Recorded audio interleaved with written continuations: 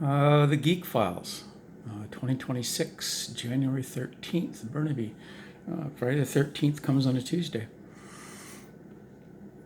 So I'm done my schooling the end of August at Northern Lights College. I wound up with, because of my marks, I wound up with a bursary, and I can't remember why else, but I wound up with some sort of thing from Snap-on as well, which surprised the hell out of me. It's the only time I think I've ever got a bursary or an award.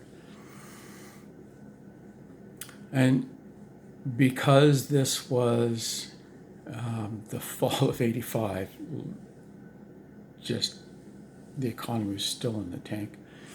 The only job I could get was in Sioux, Northern Ontario, north of Dryden, with Central Air Services. Andy, I don't remember Andy's last name, but Andy and his wife ran this float operation out of Sioux North.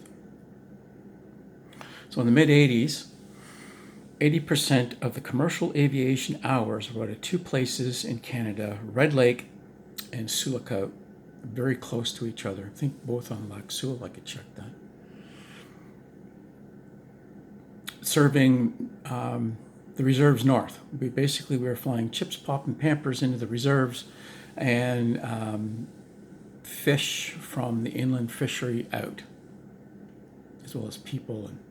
And we're also doing yawls, fishing tourists. Sioux is a recreational fishing area for perch, pike, walleye,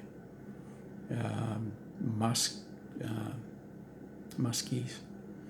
Anyway, yeah. So I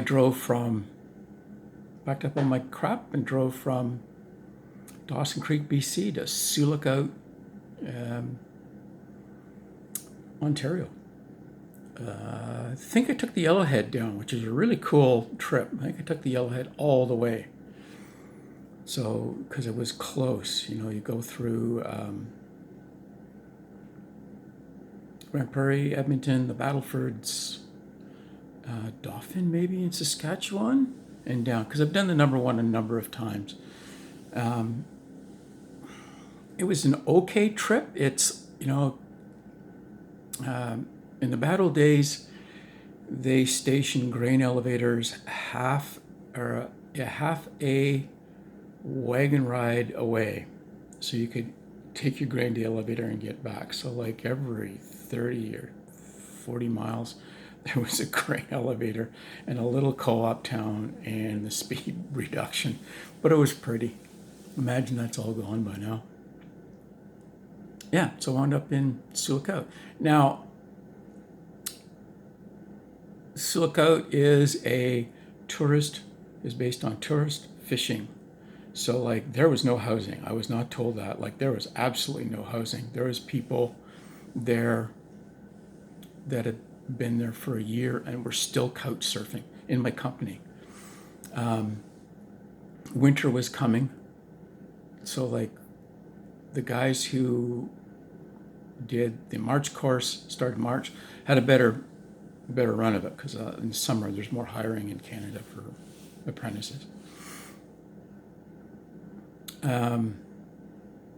But with my background already as a logger, because I came out of logging, I was more desirable. Some education, some background, some time in northern nowhere already and cold. Yeah, so like I never had permanent residency when I got there, even after I left in early spring.